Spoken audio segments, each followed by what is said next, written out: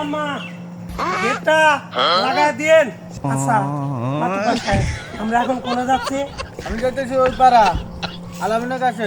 আলামিনের কাছে যে টাকা সুদ দিলাম ওই টাকা আনতে দেওয়া লাগবো না?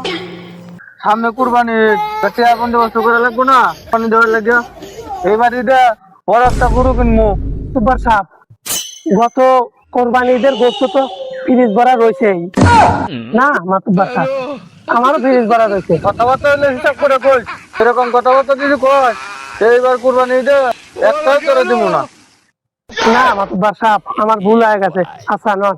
আচ্ছা চল, কথা হিসাব করে কই এইবার ঈদে পয়সা তোলা লাগবো অনেক। চল আলামিনের বাড়ি যাবো, টাকা পয়সা কিছু করে তোলা লাগবো। পরে ডাক দে। আলামিন, বাড়িতে আসাস না? মাতব্বর সাহেব আসসালামু আলাইকুম। আলামিন, কথা হলো কি এইবার ঈদে বড় করে একটা কুরবানি গরু কিনবো। তোমার কাছে টাকাগুলো আসলো লাগাইছি যে সুদে আসলে সবগুলো টাকা ফেরত দিবা। মাতব্বর সাহেব কোন কি সামনে ঈদ, আমার পোলা পানের কাপড় চুপড়ও কিনা পারিস না, টাকা কেমনে সবগুলান দিব, লাভের টাকা দিব কেমনে করে, এই চিন্তায় আমি মরতেছি। আর আপনি বলতেছেন আসল টাকা সহকারে দিতে। না বাবা বাবা, সামনে ঈদ, তোমার ছেলে মেয়েকে কি দিবা তা তো আমার দেওয়ার বিষয় না। আমার এবার ঈদে লাভ সহ টাকা চাই, বড় ধরনের একটা গরু কিনে কুরবানি দিব। মাতব্বর সাহেব আপনি এত কথা বলেন না, আমি বৌচল নিয়ে না খেয়ে মরবো তাহলে। তুই মরবি না বাঁচবি এটা আমার দেওয়ার বিষয় না। টাকা নেওয়ার সময় মনে ছিল না, টাকা আমার দেওয়া লাগবে, আমি এত কিছু বুঝি না। মাতব্বর সাহেব ওইভাবে কোয়েন না, আমি অনেক বিপদে পড়ে আপনার কাছে টাকা নিয়েছিলাম।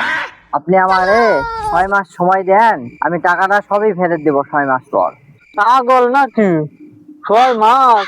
ঈদের আছে আর 10-12 দিন, এই 5-6 দিনের ভিতরে টাকা দিতে হইব, না দিলে তোর খবর আছে। তুই কি কর?